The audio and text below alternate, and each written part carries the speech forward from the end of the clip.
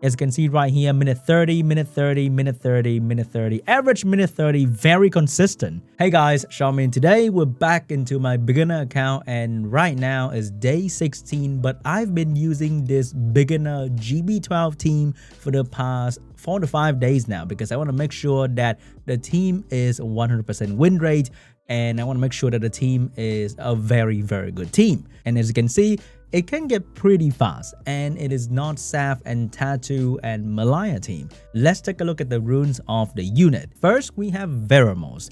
I've been really liking this guy. So the game gives you a violent set. Optimally, you want speed, good damage, and HP, but I know that the game will start out by giving you a speed, HP, defense set. It is totally okay. The runtime will be a bit slower, but if you can put crit damage on this guy, it'll be absolutely amazing. This skill scale with enemy max HP, so crit damage is amazing, and it is very consistent at keeping the trash wave from killing your team. We have Loren on the Swift Energy build. I think these are the runes that the game gives you for free, except for this one. I'm using it because of the accuracy, but I think she's already overshooting in the accuracy department already. Did I say already twice? Next up, we have Kro on the Fatal Blade set. I think this set was given for free as well. I think only this rune is a little bit different because I farmed it from doing GB12 and it gave me 5 extra crit rate. Nothing too fancy right here. The Kro kind of slow. I wish he's on a wheel set for crit damage and attack because he get frozen by the golems and the run get a little bit slower. Here we have the Melia on the Despair Shield. The game also give you a free Despair set to put in your Melia. If she popped a skill 2 and stun the crystal in the trash wave, absolutely amazing. I recommend going with the Despair Shield. I think I can use this shield rune over here. And then, oh, we actually don't have the free Despair rune. This one I farm, but it's on the Wind Marshal Cat. Pretty much anything's gonna work here. The shield rune is gonna be absolutely amazing. And they also give you the shield rune for free from one of the missions. So the shield will help you to survive better. And she provides continuous damage on the boss so that the 2 damage dealer can just smash the boss with a lot of damage, and she have control the trash wave as well. Lastly, we have Naomi on attack, good damage, and attack. She is definitely one of the easiest unit to rune in the game in terms of damage dealer because the moment you have debuff on the enemy, you don't need to have crit on her anymore. So you can rune her with a lot of damage and highly recommend a shield set so that your team can survive better during the trash wave. And that is pretty much it. She's amazing. But Sean, how do you get Kro and Naomi? I think I did level 3 or level 4 for Spectra with these unit. And after you got Spectra, this is very, very easy. Spectra makes everything, almost everything here absolutely doable at level 5. So it costs less energy. And I buy all the Dimension Energy refreshes when they are available because it is one of the resources that allow you to progress really, really fast. And it is so limited. So I think spending crystal in the early game for this, for fast progression, it is totally okay. If you don't care about fast progression, you don't have to buy the Dimension Energy. But I buy every single one so I can make 2A faster. So after Spectra, Naomi and Kro, easily done at B5 and it's going to be very, very fast. So let's take a look at the run. So I have 2 units that has AoE control, one with Veromos and one with Melia. And they do an amazing job at controlling the crystal. If you can make Veromos even faster to make sure that he moves twice, or Melia even faster to make sure that it moves twice before the crystal, I think at around 130 speed bonus on a Swift build, that is totally fine as well. And it'll make the team even safer. So the run can be really, really fast or a bit slower depending on the situation over here. If the Kro and the Naomi get frozen and this stage get a bit extra long, it's not going to be very, very fast. But the team on average, a minute 30, a minute 40 second, absolutely amazing. And I'm loving the fact that I don't have to build Sath, double Melia, and Tatu because Naomi and Kro can be used in all the Rift Beast content and all the R5 team as well. So building these 2 units is very, very good. Veromos, Melia, on the other hand, are absolutely amazing in TOA, and these 2 units actually allow me to beat TOA 100, hard, and normal very, very early into the game. So all the units have multiple purpose and they can be transit into even further dungeon down the line in the progression. So I love using this 2 unit.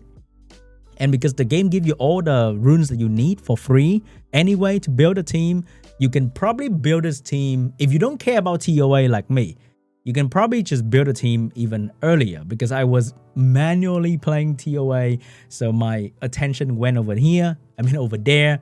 So my attention went to TOA. This team can be done probably 10 days in, and you can start farming Giants B12. But then how do you want to make the team faster? So I accidentally summoned this guy. This guy will definitely be taking the place of Melia. So Melia is there to control the side crystal and put dots on the boss so that I can do more damage. This guy, he has an AoE skill that allow him to be a control monster on the exact same despair build that Melia is using. He also has branding and dots to allow the final boss to be killed even faster. So that guy is going to be my next project if I want to improve my GB12 TAM. But right now I tried using him. It is not as safe just yet, because without Melia's slow debuff, the trash wave can get a little bit tricky, and I might lose. And I think losing is not really worth it if I'm only improving my run by 10-20 seconds, because we're in the early game, we have very limited crystal. We don't have to chase the fastest team possible.